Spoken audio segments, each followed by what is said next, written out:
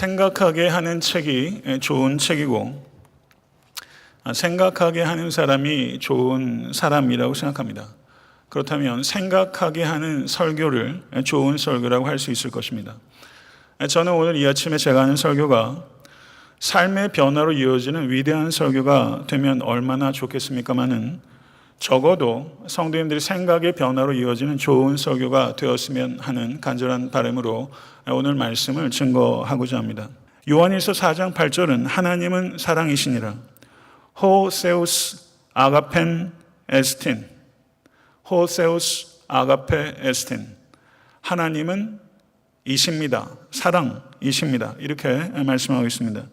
인간은 에로스의 사랑, 남녀 간의 사랑을 통해서 태어나고 스톨게의 사랑, 가족 간의 사랑을 통해서 양육되고 필로스의 사랑, 우정을 통해서 성숙하고 아가페의 사랑, 디바인 러브를 통해서 완성되는 존재입니다. 에로스와 스톨게와 그리고 필로스의 사랑을 우리는 자연적 사랑 혹은 본성적 사랑이라고 부를 수 있습니다. 반면에 아가페의 사랑, 신적 사랑, 디바인 러브는 비본성적 사랑, 초자연적 사랑이라고 할 수 있습니다. 이 비본성적이고 초자연적인 사랑인 이 아가페의 사랑은 인간의 본성을 이기는 사랑이기 때문에 승리의 사랑, victorious love라고 부를 수 있는 사랑입니다. 이 victorious love, 승리의 사랑은 감정에서 나오는 사랑이 아니라 믿음에서 나오는 사랑인 것입니다. 자연적 사랑은 그 자체로는 아무리 간절해도 그릇되고 때묻은 자기 중심적인 사랑일 수밖에 없습니다. 아마 이것을 지금까지 살아오시면서 많이 경험하셨을 것이라고 생각합니다. 세상에서 얘기하는 그리스도 밖에 있는 지고지순한 사랑은 때묻고 그릇된 자기 중심적인 인간적인 사랑에 국한될 뿐입니다. 시인의 사랑의 말을 보지 마시고 시인의 삶을 한번 들여다보십시오. 성도 여러분, 그러나 이와 같은 자연적 사랑을 참된 사랑이 되게 하는 빛이 있는데 그것이 바로 신적 사랑, 하나님의 사랑, 아가페의 사랑입니다. 그렇기 때문에 자연적 사랑은 초자연적 사랑인 아가페의 사랑이라는 관문을 반드시 통과해야 됩니다. 자연적 사랑이 아가페의 사랑의 관문을 통과하는 것을 성화의 과정이라고 합니다. 여러분과 저의 사랑은 반드시 성화되어야만 되는 것입니다. 이렇게 성화의 과정을 통과한 사랑, 아가페의 빛의 조명을 받은 사랑, 그 사람은 사람을 뿌리 내리도록 하면서 동시에 사람에게 날개를 달아줍니다. 뿌리를 내리게 함으로 소속감을 주고 날개를 달아줌으로 자유를 주는 것입니다. 사랑의 능력을 발전시키기 위해서 우리에게 필요한 것은 사랑을 배우는 겸손입니다. 사랑은 배우지 않고 자연적으로 본성적으로 되는 것이라고 생각하는 것은 무지요 교만입니다. 사랑은 감정이 아니라 성경은 인격 전체를 통해서 지속적으로 발전시켜야 되는 예수 그리스도의 성품이요 성령의 열매라고 성경 우리에게 증언하고 있는 것입니다. 오늘 본 말씀 요한복음 13장 34절은 새 계명을 너희에게 주노니 서로 사랑하라.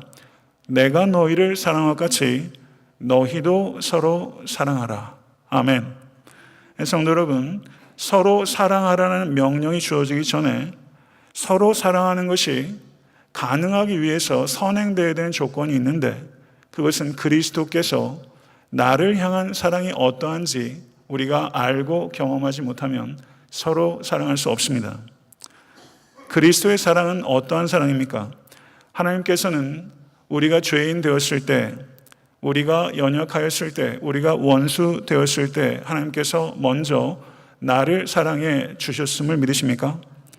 하나님께서는 사랑할 만한 가치라고는 전혀 없는 우리들을 사랑하셨고 우리를 구원하시기 위해서 하나님의 기뻐하시는 보배로우신 예수 그리스도를 십자가 위에서 버리셨습니다. 죽기까지 버리셨습니다. 예수 그리스도의 십자가는 죄에 대한 하나님의 무서운 진노와 죄인에 대한 하나님의 무한한 사랑을 동시에 계시하고 있다는 것을 보실 수 있게 되기를 바랍니다. 그리고 요한복음 14장 1절은 예수님께서 우리 한 사람 한 사람을 사랑하시되 에이스텔로스 끝까지 사랑하신다고 말씀하셨습니다.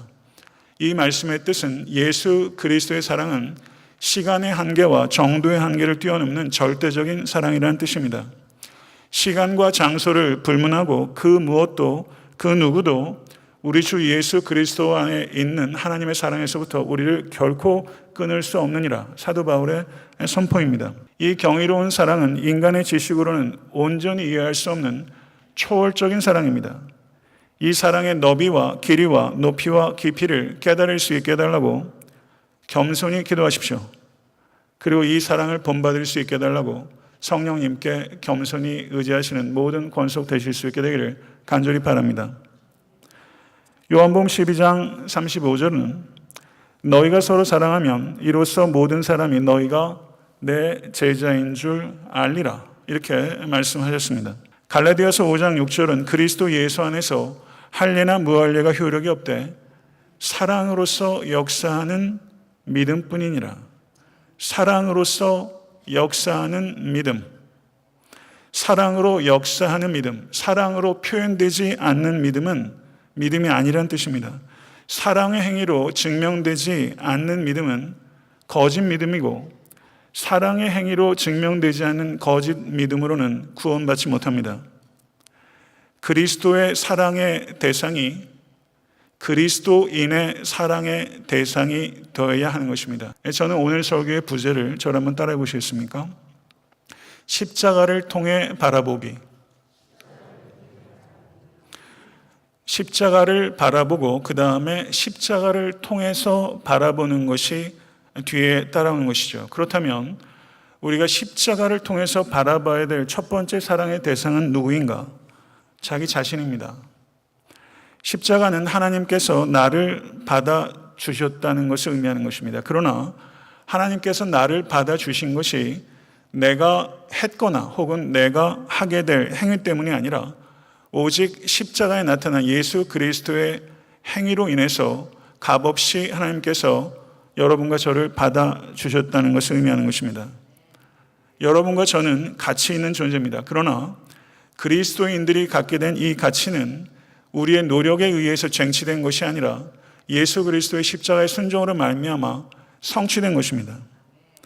여러분과 저의 죄값을 치르기 위해서 예수 그리스도께서 피값을 치르셨습니다. 이 피값을 치르신 결과로 우리들은 택하신 족속이 되었고 왕같은 제사장들이요 거룩한 나라요 그의 소유가 된 백성이 된 것입니다. 할렐루야, 믿으십니까? 마가복음 5장을 보게 되면 거라사 군대 귀신 들린 사람이 등장합니다. 저는 제 개인적으로 예수를 믿기 전에 제 상태가 거라사 군대 귀신 들렸던 사람과 같이 심각했다고 생각하는 사람입니다. 그는 어떤 사람입니까? 가족들과 떨어져서 무덤에 살면서 돌로 자기 몸을 해치며 자해하던 사람입니다. 자기와 불화하는 사람들이 그리스도 밖에 있는 사람들 가운데 얼마나 많습니까? 자기와 불화하는 것이 이 시대의 문제입니다. 그러나 그가 예수 그리스도를 인격적으로 만난 다음에 데카폴리를 다니며 그리스도께서 나를 위해서 하신 일을 그가 증거하였다라고 성경은 우리에게 말합니다. 왜 그렇게 할 수 있었습니까? 걸어서 군대 귀신 들렸던 사람의 self-understanding, 자기 이해가 바뀌었기 때문입니다. 마을 사람들은 이 사람을 돼지 한 마리의 값보다 천이 여겼지만 예수 그리스도께서는 돼지 2,000마리보다 귀히 여기셨던 것입니다. 돼지 2,000마리보다 귀히 여기셨다는 것은 한 영혼을 온 천하보다 귀히 여기셨다는 뜻입니다. 그는 그와 같이 자기의 이해가 바뀌게 된 것입니다. 가족의 저주였던 거라사 군대 귀신 들렸던 사람이 가족의 축복이 됐고 그리고 데카폴리 10개 지역 그 땅의 축복의 통로가 된 것입니다. 그 사람은 무덤 사이에서 벗은 몸으로 뛰어다니며 고래고래 소리 질렀던 사람이었는데 이제는 복음을 위해서 무덤 사이를 뛰어다니는 것이 아니라 데카폴리 10개 연합도시를 뛰어다니며 복음을 소리 높여 외치게 된 사람이 된 것입니다. 그는 최초의 이방인 선교사입니다. 비공식적인 최초의 이방인 선교사는 마가복음 5장에 나오는 거라사 군대 귀신 들렸던 사람입니다. 성도 여러분, 하나님의 방법이 너무나 놀랍고 아름답지 않습니까? 이와 같이 거라사 군대 귀신 들렸던 사람의 삶의 변화를 통해서 여러분과 제가 생각해야 되는 것은 어떤 사람의 인생의 끝도 우리가 예단해서는 안 된다는 것입니다. 자기 인생의 끝에 대해서 예단하지 마십시오. 죄입니다. 다른 사람의 인생의 끝에 대해서 예단하지 마십시오. 그것은 더 큰 죄입니다. 주님의 은혜를 맛본 사람, 그 깊은 주님의 은혜를 맛본 사람은 인생의 역전이 반드시 일어나게 됩니다. 어떤 사람은 급격하게, 그리고 어떤 사람은 매우 천천히 일어날 수 있습니다. 그러나 주님의 은혜를 맛본 사람은 인생의 변화를 경험하게 됩니다. 여러분 스스로를 바라보실 때 여러분의 상황을 통해서 보지 마시고 예수 그리스도의 십자가를 통해서 바라보십시오. 성도님의 삶의 형편이 어떠하든지 모든 상황 속에 계시고 모든 상황을 다스리시는 분은 우리 주 예수 그리스도입니다. 모든 위로의 원천은 십자가 예수 그리스도에게 있으며 여러분과 저의 긍지는 예수 그리스도의 사랑에 있고, 그렇기 때문에 우리들은 자기 스스로를 귀히 여길 줄 알아야 합니다. 성도 여러분, 스스로를 귀히 여기십시오. 십자가를 통해서 바라봐야 될 두 번째 대상은 가족입니다. 에베소서 5장 22절에서 23절은 남편과 아내의 관계를 그리스도와 교회의 관계로 비유하고 있는 참으로 아름다운 말씀입니다. 남편과 아내의 관계는 그리스도와 교회의 관계의 축소판이라고 이야기를 하고 있습니다. 성도 여러분, 결혼이 어떻게 지켜집니까?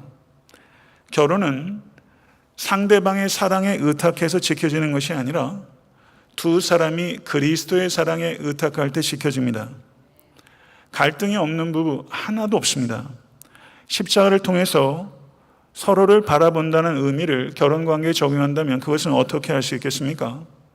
차이로 인한 갈등은 용납하고 죄로 인한 갈등은 용서하는 것이 십자가를 통해서 배우자가 서로 간에 바라본다는 의미입니다.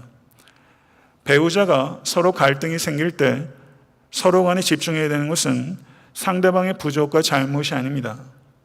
부족하지 않고 잘못하지 않는 사람 한 사람도 없습니다. 여러분과 제가 집중해야 되는 것은 배우자의 부족과 잘못이 아닙니다. 내가 잘못 선택한 게 아닙니다. 배우자의 부족과 잘못에 대한 나의 반응이 중요한 것입니다. 나의 반응에 집중하십시오. 사랑의 감정은 오고 갑니다. 맹렬한 불과 같을 때가 있고 냉혹한 얼음 같을 때가 있습니다. 뜨거운 사랑으로 결혼이 시작되지만 한결 같은 사랑으로 결혼 관계는 아름다워지는 것을 기억하십시오. 십자가는 우리에게 이야기를 합니다. 먼저 사랑하라. 그리고 끝까지 사랑하라. 십자가를 부부관계에 적용한다면 먼저 사랑하고 끝까지 사랑하라는 가르침입니다. 사도 바울은 에베소서 6장 1절 4절에서 자녀들에게는 부모에게 순종을, 부모들은 자녀들을 노엽게 하지 말고 주의 교양과 훈계로 양육하라고 권면하고 있습니다. 쉽지 않습니다. 자녀가 부모에게 순종해야 되는 이유는 하나님께 불순종이 되지 않는 한 부모에게 순종하는 것이 하나님께 순종하는 것이기 때문입니다. 이것이 그리스도인들만이 가지고 있는 효도의 근본적인 근원입니다. 창세기 44장을 보게 되면 요셉에 대한 아비 야곱의 편애 때문에 요셉을 노예로 팔아치운 전력이 있던 유다가 베냐민에 대한 아비의 편애 때문에 이번에는 어떻게 된 영문인지 베냐민을 희생시키는 대신에 자신이 희생하겠다고 나선 것입니다. 유다가 왜 그렇게 변한 것입니까? 유다는 창세기 38장에서 며느리 다말과의 관계를 통해서 정말 자기가 죄인이라는 것을 깨닫고 하나님의 은혜를 그때 정말 맛본 것입니다. 그렇기 때문에 아비의 편애는 요셉을 향하다가 베냐민을 향했으니 저는 이 야곱의 편애가 요셉 때보다 베냐민 때 훨씬 더 악화됐을 것이다. 저는 그렇게 생각합니다. 편애가 동일 수준에 있지 않고 더 악화됐을 것입니다. 그럼에도 불구하고 이 유다는 이 아비 야곱의 편애를 바라보는 시각이 바뀌었습니다. 시각의 변화는요, 은혜가 아니면 일어나지 않습니다. 편애가 불효의 원인이었는데 편애에도 불구하고 효도하게끔 유다가 바뀐 것입니다. 편애 때문에 동생을 희생시켰는데 더 지독한 편애 때문에 자기가 희생하겠다고 유다가 바뀐 것이죠. 사람을 사랑한다는 것, 한 사람을 사랑한다는 것, 가면 갈수록 어렵다는 것을 참 뼈저리게 느낍니다. 자식 사랑은 쉬울 줄 알았는데 자식 사랑처럼 어려운 게 없다고 여러분들 많이 느끼시죠? 저는 아직은 사실 잘 몰라요. 자식 사랑도 참 어려워요. 자녀처럼 부모를 기도하게 하고 기다리게 하고 그리고 겸손하게 하는 존재가 없어요. 자녀는 부모의 기쁨을 위해서 주어진 것이 아니라 하나님의 기쁨을 위해서 우리에게 의탁된 존재입니다.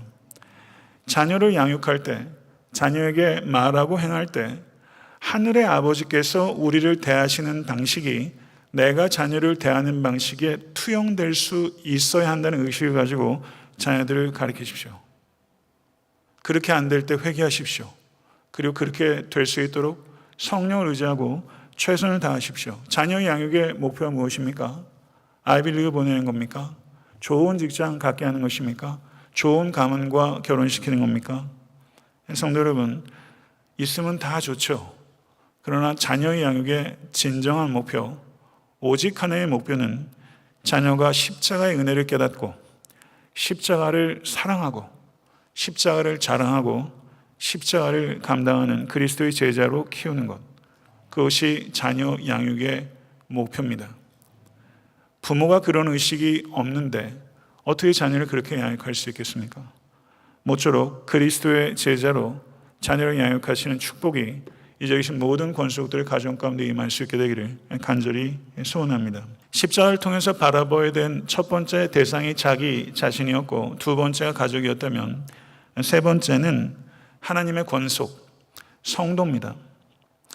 그리스도에 대한 사랑은 반드시 그리스도인에 대한 사랑으로 표현될 수밖에 없습니다. 중생한 증거가 무엇입니까? 중생한 증거 가운데 가장 뚜렷한 표지는 중생한 다른 성도들을 사랑하는 것입니다. 요한복음 17장 11절에 거룩하신 아버지여 내게 주신 아버지의 이름으로 그들을 보존하사 우리와 같이 그들도 하나가 되게 하여 주시옵소서. 여기에서 핵심이 무엇인지 아십니까?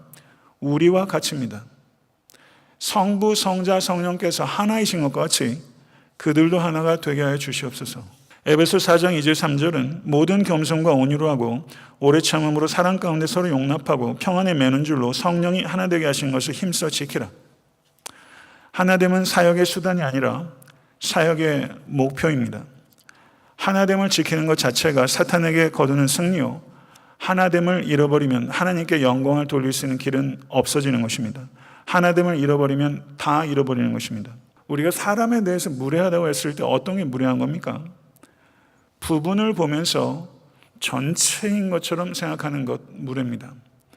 그 사람의 현재만 보고 그 사람의 미래까지 예단하는 것 무례한 것입니다. 사람의 끝은 예단하는 게 아닙니다. 사람의 끝은 하나님만이 아십니다. 그리고 하나님의 은혜를 받으면 변해되지 않을 사람 없습니다. 나의 나된 것은 다 하나님의 은혜라. 십자가를 통해서 바라봐야 될 네 번째 마지막 대상은 이웃입니다. 내 이웃을 내 자신과 같이 사랑하라. 너의 원수를 사랑하며 너희를 핍박하는 자를 위하여 기도하라. 이웃 가운데 가장 사랑하기 어려운 대상이 원수입니다. 원수를 사랑하는 것이 사랑의 정수요 사랑의 절정입니다. 로마서 5장 10절 상반절을 보게 되면 우리가 원수 되었을 때 그 아들의 죽으심으로 말미암아 하나님으로 더불어 화목되었은적이라고 말씀하십니다.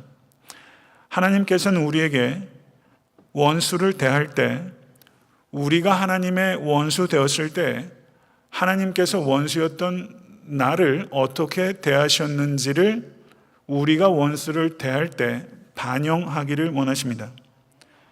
원수를 사랑하고자 하는 추구는 그리스도인들, 중생한 그리스도인들만이 가질 수 있는 추구고 원수를 사랑하는 일들이 가능한 건 역시 중생한 그리스도인들에게만 가능한 것입니다. 원수가 줄이거든 먹이고 목마를 때는 마시우라. 원수의 곤란을 원수에게 그리스도의 사랑으로 전할 수 있는 기회로 선용하라. 이것이 하나님의 뜻입니다. 받아들이시겠습니까? 베드로전서 3장 9절은 원수를 위해서 복을 빌어주는 것이 그리스도인들의 소명이며 그리스도인들이 복을 받는 통로라고 말씀하고 있는 것입니다. 원수를 사랑할 때 원수였던 우리들을 사랑하셨던 하나님을 가장 닮을 수 있기 때문입니다. 우리 주님께서는 침뱉음을 당하셨고 얼굴을 맞으셨고 가시관이 쓰여지셨고 온갖 조롱과 멸시를 당하실 때 무한한 사랑의 절제로 끝까지 평강을 지키셨고 잔인한 모욕을 끝까지 감내하셨습니다. 그리고 아버지 저들을 사하여 주시옵소서 자기들이 하는 것을 알지 못함이니이다. 스펄전 목사님이 모욕하고 박해하는 자들이 망치라면 그리스도인은 모루와 같은 존재가 되어야 한다. 이렇게 설교했습니다. 골고다의 십자가에서 예수 그리스도의 몸이 부서졌습니다. 그런데 그때 정말 부러졌던 망치는 예수가 아니라 바로 백부장이었습니다. 스데반이 순교할 때 날아오는 돌로 스데반의 몸은 깨졌지만 그때 균열이 가기 시작한 망치가 있었는데 그것은 바로 사도 바울입니다. 스데반의 순교 때 균열이 가기 시작하고 다메섹 도상에서 완전히 부러져 버린 망치, 그것은 바로 사도 바울인 것입니다. 기독교적 사랑과 절제의 절정은 원수를 위해서 기도하는 것입니다. 살다 보면 원수 만나기도 하고 참 안타깝게도 누군가의 원수가 되기도 합니다. 목회를 하면서도 그런 일들이 있더라고요. 그게 삶의 한 과정이라고 생각하고 수용해야 되는 겸손이 제게도 필요하더라고요. 원수를 위해서 기도하라. 원수가 조금이라도 이뻐질 때까지 기다렸다가 기도하라는 뜻 아닙니다. 원수에 대해서 증오가 가득할 때 그때 이 말씀이 하나님의 말씀이라는 것을 받아들인다면 그때 기도하라, 이런 뜻입니다. 기도하는 것과 증오하는 것은 같이 갈 수 없습니다. 싸우면서 증오가 연민으로 바뀌게 됩니다. 그리고 그 일들을 나에게 행했던 그 원수의 배후에 있던 사건 배후에 있는 사탄이 보이기 시작하면서 이 사람 역시 사탄에 휘둘리고 있는 불쌍한 영혼이라는 것을 어느 순간 보게 되면서 그 영혼이 참으로 불쌍하다고 느껴지게 되니 이거 참 신기한 노래 아닙니까? 이것이 우리 주님께서 바로 여러분과 저를 위해서 하신 일이에요. 우린 증오받아 마땅한 죄인이었어요. 그러나 이걸 뽑아주시고 그리고 우리를 사랑하시고 그래서 우리 역시 증오의 쓴뿌리를 뽑아내고 그 영혼을 위해서 기도하면서 증오가 연민으로 바뀌고 그리고 연민이 사랑으로 바뀌어서 증오의 그 쓴뿌리 대신에 신비한 사랑의 새싹을 가꾸면서 살아라. 이게 주님의 뜻이죠. 알게 됐으니 어떡할 거예요? 몰랐으면 할 수 없는 노릇이지만 이 세계를 여러분과 저는 맛본 것이고 그렇게 구원받은 거예요. 주님의 이 명령을 우리는 깊이 생각해야 됩니다. 악에 대해서 방관하라는 뜻이 아닙니다. 사랑은 악을 기뻐하지 않습니다. 진리와 함께 기뻐하는 것입니다. 이것은 악에 대해서 개인의 무책임을 조장하는 것이 아니라 개인의 보복을 금지하는 것입니다. 그리스도께서는 정의를 시행하는 것을 금지하는 것이 아닙니다. 그러나 악을 개인적으로 대적하여 보복하지 말라는 뜻입니다. 악인을 뜨겁게 사랑하면서 악을 뜨겁게 미워하는 것, 이것은 항상 고통을 수반합니다. 철이 들어가면 들어갈수록 세상은 참 냉혹하다고 느껴집니다. 근데 냉혹한 세상에서 뜨겁게 사랑한다는 것 참 어려운 일입니다. 불의한 세상에서 정의로운 그리스도인으로 산다는 것 어려운 일입니다. 사랑하면서 동시에 정의롭기는 얼마나 고통스러운 과정이 필요합니까? 사랑하면서 정의롭기가 얼마나 어렵습니까? 사랑하기도 어렵고 정의롭기도 어려운데 사랑하면서 정의롭기는 얼마나 어렵습니까? 그 결과가 예수 그리스도의 십자가입니다. 성도 여러분, 사랑하면서 동시에 정의롭기는 지혜가 필요하고 자기 희생이 없이는 불가능한 것입니다. 자기 희생이 곧 예수 그리스도의 십자가 아닙니까? 공의로우시고 사랑하시는 하나님께서 십자가는 고통의 자리다. 1번 신학자가 한 말이에요. 그 십자가는 고통의 자리, 하나님의 공의와 하나님의 사랑이 격돌한 자리, 그리고 그 공의를 어디에 쏟아 부으셨어요? 예수 그리스도에 쏟아 부으신 것이죠. 지혜와 자기 희생이 없이는 사랑과 정의를 결합시킬 수 없습니다. 그리스도인들은 꿈꾸는 사람입니다. 그리스도처럼 거룩하게 사랑하기, 거룩하게 사랑하기, 이것이 그리스도인들의 꿈이에요. 이거는 불가능할 것 같은 꿈입니다. 그러나 그리스도인들은 이 꿈을 결코 포기하지 않는 불굴의 사람입니다. 저를 한번 따라하시기 바랍니다. 악 외에는 모든 것을 뜨겁게 사랑하라. 악 외에는 모든 것을 뜨겁게 사랑하라. 이것이 주님께서 우리에게 주신 말씀입니다. 제가 청년 때 한 사진작가의 인터뷰를 보면서 그게 굉장히 감동적이었어요. 근데 이 사람은 소외된 것을 찍습니다. 화려하지 않는 꽃과 화려하지 않는 사람들을 찍는 사람이에요. 이 사람은 국조래요. 이 사진작가는. 근데 사진을 찍는데 이런 말을 했어요. 나는 사람을 찍을 때 그 사람이 가장 그 사람다워졌을 때까지 셔터를 누르지 않습니다. 그게 저한테 콱 박히더라고요. 그 사람이 가장 그 사람다워질 때까지 셔터를 누르지 않습니다. 그래서 만약에 광부를 찍으러 가면 그 광부와 같이 며칠 동안 탄을 캐는 거예요. 그래서 그 광부가 사진을 찍힌다는 의식조차 없어지고 가장 그 사람다워졌을 때 셔터를 누르는 거죠. 저는 거기에는 존중이 있다고 생각합니다. 피사체에 대한 존중. 저는 그런 생각을 해봤어요. 우리가 서로를 바라봅니다. 부부 간에도, 부모와 자식 간에도, 목사와 성도 간에도, 성도와 성도 간에도 바라봐요. 어떨 땐 제가 생각할 때도 참 옹졸하게 바라봅니다. 제가 그래요. 그러면 가만히 있어요. 그리고 카메라 렌즈를 조율하는 거예요. 렌즈를 통해서 멀리 보내보기도 하고 가까이 접사로 끌어당기기도 해요.